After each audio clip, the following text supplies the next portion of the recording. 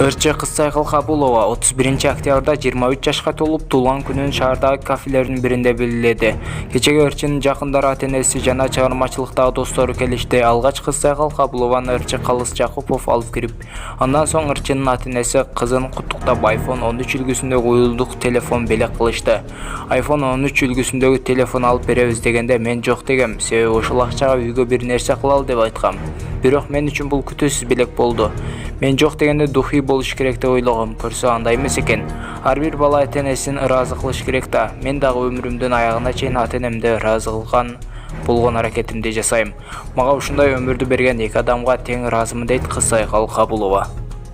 Видеого лайк басып жана каналга жазылып, жандагы коңгуроочуну да баса кетиңиздер.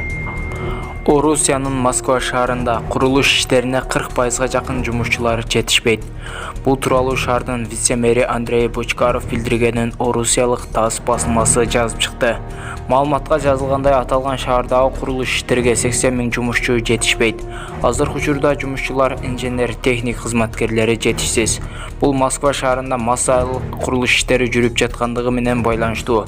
Мурун шаардагы мигранттардын саны 120 000ге чукул болсо, учурда алардын саны 40 000ге жакын. Алардын көпчүлүгү Өзбекстан, Кыргыз өлкөсү жана Тажикстандан келишет. Бизде бул көйгөйдү чечүүнүн бир жолу бар. Мисалы, Кытайда курулуш иштеринде иштеген жумушчулардын маянасы орточо эсеп менен 150 000 рубль, 179 000 сомдун тегерегинде. Финдерде 240 000 рубль, 286 000 сомдун айланасында. Улуу Британияда 250 000 рубль, 298 000 сомдун тегереги. Ал жакта чет өлкөлүк жумушчуларды киргизишпейт.